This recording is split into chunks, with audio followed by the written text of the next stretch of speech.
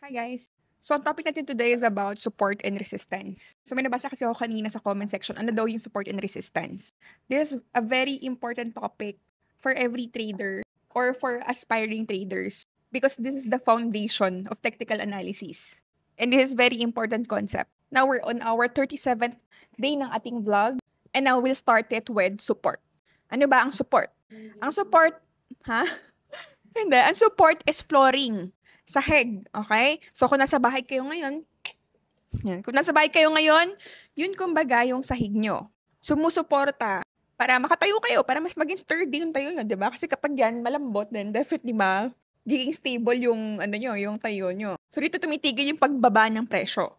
Kasi, pagdating ng suporta, dito pumapasok yung mga buyers and dito sila nagbabay kasi they want better price. So, later explain natin yun.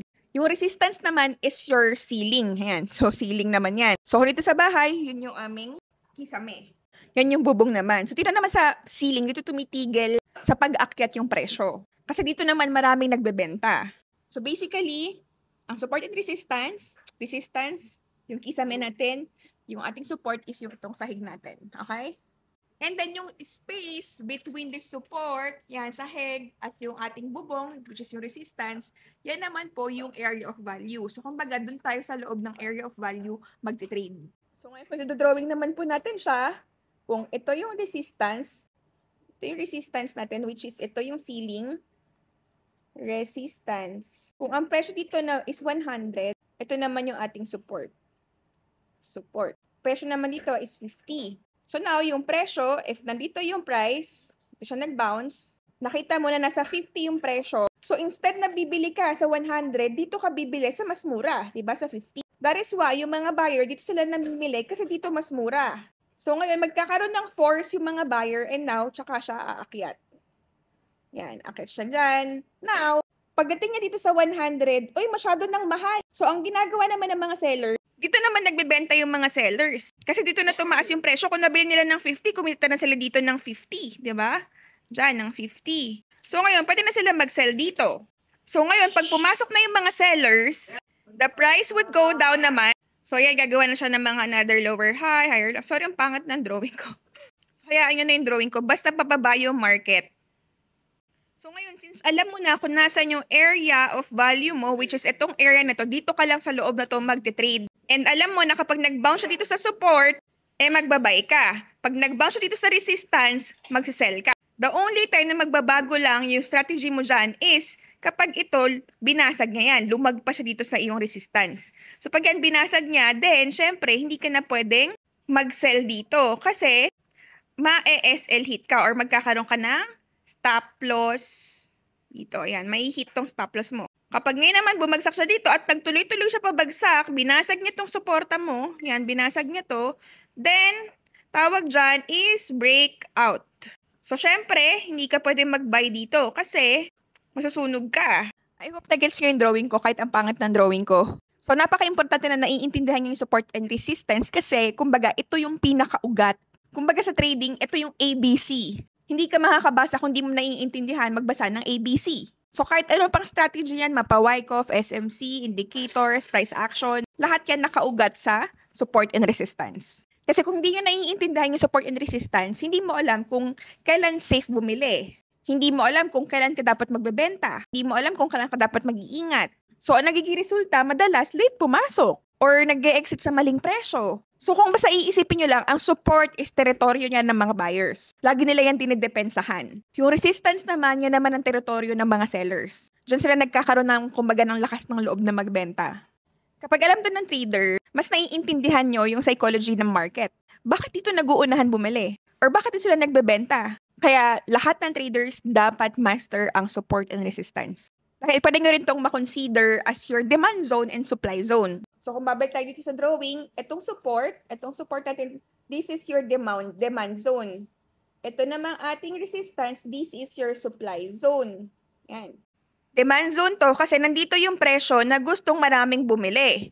Dito naman, kaya siya supply zone kasi dito naman yung zone kung saan maraming gustong magbenta. Okay? Demand zone, supply zone.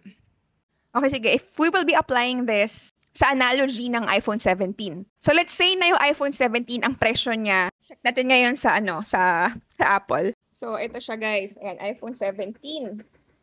Check natin yung pricing niya kung magkano ha. So, for iPhone 17 Pro Max, 86,000. Mga roughly around 87,000.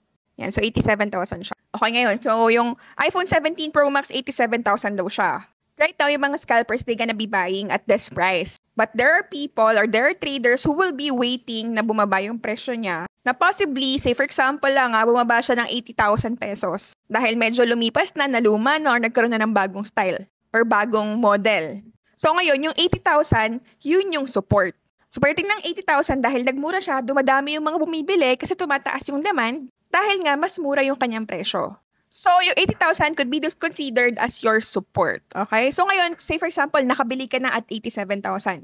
And you are thinking na baka umakyat pa to siya dahil nga sobrang tataas yung demand and onti yung supply, naguunahan yung mga tao, yung iba pumupunta pa sa ibang bansa just to get the latest update or latest model. So, since sobrang onti ng supply, ang daming gusto bumili kahit sa mas malaking presyo. So, ngayon, ikaw, pwede mong ibenta yung nabili mo na iPhone na worth 87,000, pwede mo siyang ibenta na 100,000. So ngayon, kapag yung mga tao, hindi na nila kayang bilhin yung presyo na 100,000, then that's your ceiling naman.